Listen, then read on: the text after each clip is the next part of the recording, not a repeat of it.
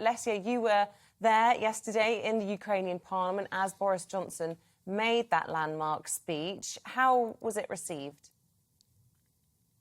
It was more than well received. I mean, I haven't seen a speech get that many standing ovations through the history of this parliament, of this convocation of parliament. So the words were earnest. And we know very well that these words were backed up by action as well. I think this is what really mattered. And also knowing that the UK has provided so much help to Ukraine throughout these over 2 months of the escalation, but also throughout the 8 years that Russia has been waging war on Ukraine.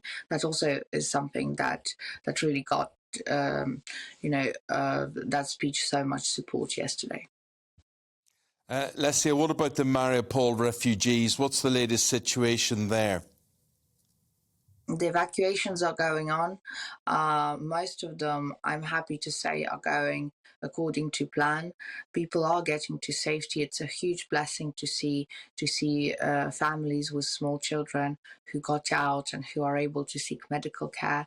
But there are certain days when these evacuations are still blocked by Russia and by Russian forces. And the minute it's also important to understand that the minute that the evacuation hours are over, the Russian army starts to use the might of their artillery to shoot at that plant and to cause havoc there, regardless of the fact that people still remain in the basements of the steel works, which has in itself caused unnecessary casualties and unnecessary pain and suffering to innocent civilians.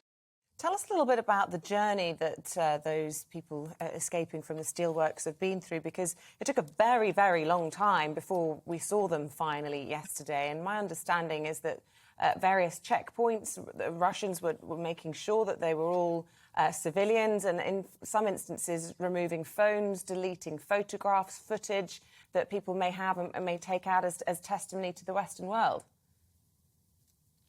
Everywhere that Russia steps in Ukraine becomes a site of barbarism, of violence, and of just complete atrocities. There's no humanity in any of the Russians' actions. The same goes for this evacuation, because the road to Mariupol, it's not the best road. It was never the best road, in all honesty.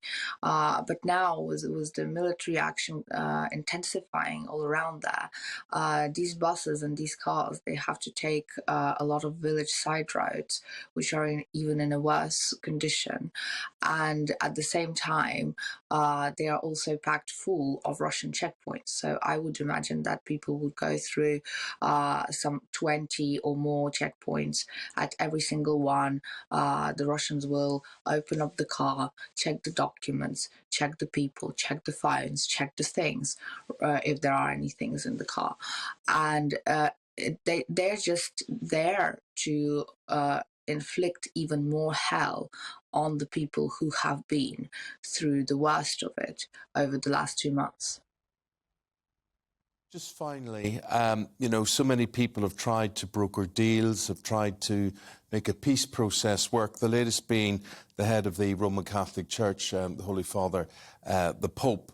And Pope Francis has made an offer to Vladimir Putin that he personally would travel to Moscow to try and intermediate with all of this. So far, the Kremlin haven't responded to him. Do you think anybody can make a difference? Do you think the Pope Francis could make a difference? The Russians have their own pope. They call him the Patriarch Kirill.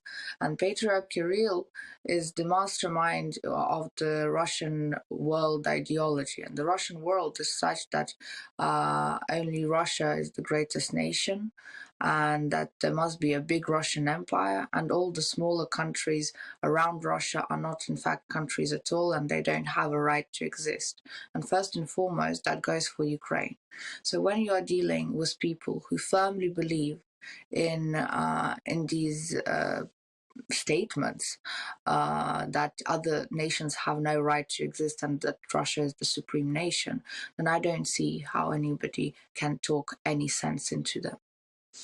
So critical there of religious leaders across the board, but I just wanted to get your views on Pope Francis, specifically on his comments about NATO yesterday, saying that they may have caused Russia's invasion into Ukraine. What did you think of that? Again, going back to the Russian ideology, it's important in order to understand what Russia is doing in Ukraine and what their end goal is and to find solutions, you have to understand the basis from which Russia is working. Their national Russian ideology. Not Russian. I'm talking about the head of the Catholic Church, yeah. Yeah, but again, the head of the Catholic Church is saying that NATO caused all of this and provoked Russia. No, Russia wasn't provoked by NATO or by Ukraine. Russia has had this in their plans for years and years. From day one of Ukraine's independence back in 1991, Russia didn't accept Ukraine as an independent country. And they did everything to destabilize our country over the 30 years. And they finally prepared for an all-out invasion and aggression in Ukraine. Exactly what is happening now. NATO served as it was conveniently there just for them to say that, oh, look, there's NATO, so we are going to be protecting ourselves from NATO, so this is why we're invading Ukraine. If it wasn't NATO, it would be something else. This is something that must be understood by all the leaders of the Western world if they want to make any sense of what Russia is doing and if they want to actually come a little bit closer to finding the solution. And the solution here is to stop this aggression. And who can stop the aggression? Putin can stop the aggression because he started this aggression. Nobody else can. The way to stop Putin is actually to refute this aggression and to push it back beyond Ukraine and back into Russia's borders. And then to deal with Russia as a country which has committed the crime of aggression, as a country that needs to bear responsibility for that and that needs to pay for that. And this is something that a collective effort must be applied from among the international community, and it would be great if the Pope or any other spiritual or political leader would be in utter understanding and in utter sync with the fact that the aggression must stop, and it must be stopped by Russia and by Putin, not by Ukraine ceding territories or sitting down in any peace talks. Welcome to the GB News YouTube channel. You can watch us live 24 hours a day, catch up on your favourite shows and join in the conversation in the comments below. Don't forget to subscribe and you'll never miss any of our exclusive content.